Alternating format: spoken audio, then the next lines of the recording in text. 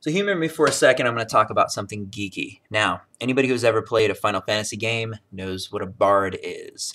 If you don't, I'll give you a quick, basic idea. A bard is a character who basically specializes in singing. And it seems kind of silly. For a video game, I don't know what singing is going to do. But in the Final Fantasy games, one of the interesting things is you have this character who's a bard, and you got the different commands that you can pick the guy to do, fight, whatever. But this character had this great command that's called hide. So out of all the characters in the game, you got a guy who specializes in hiding. You know, the fight's going on, everybody's risking themselves to try to beat this enemy, and this great bard character can just run and hide. So a bard is never really the most wanted type of character you want to be in a video game. And most of the times ends up being the butt of a joke. So basically, that idea is interesting when you think about the story of David. Now, David, pretty similar to a bard, was a guy who specialized in singing and taking care of sheep out in the wilderness somewhere. And this guy, David, wrote basically one of the biggest books in the Bible, the book of Psalms.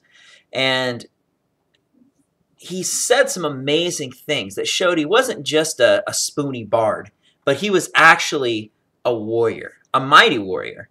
And when you read some of these Psalms, it's funny because one of the Psalms that a lot of people hear over and over again, it's sad, because especially at funerals, I don't know why this is a funeral psalm, but Psalms 23, and he says, "The Lord is my shepherd, I shall not want. And I'm not going to ever lack anything because the Lord is my shepherd." And I love it how he finishes that psalm with, "Surely goodness and loving kindness will follow me all the days of my life, and I will dwell in the house of the Lord forever." Now, in the English Bible, you got to understand, the Bible wasn't originally written in English, in no way, shape, or form. The Psalms were written in Hebrew. And it's funny when an English translator tries to take such a powerful word in Hebrew, which the word that's used in this sentence is hasid. And they take this word and they try to stretch it out and make sense out of it. So they say, "Surely goodness and loving kindness will follow me all the days of my life."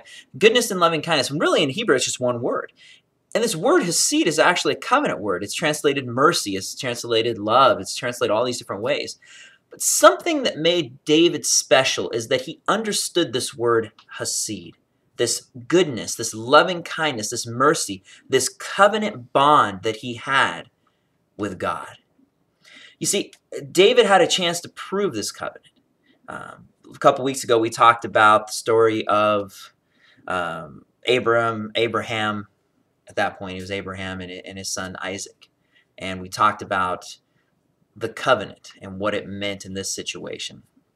So what I want to talk about this week is David, the bard, the warrior bard, who understood covenant so much that he was willing to run out with just a stone and a sling at the biggest man on the face of the earth, Goliath. He understood something about goodness, about loving kindness, about the hasid that he had with God. And he stood up in front of that giant and said, "Who is this uncircumcised Philistine?" He understood covenant. I want you to understand covenant.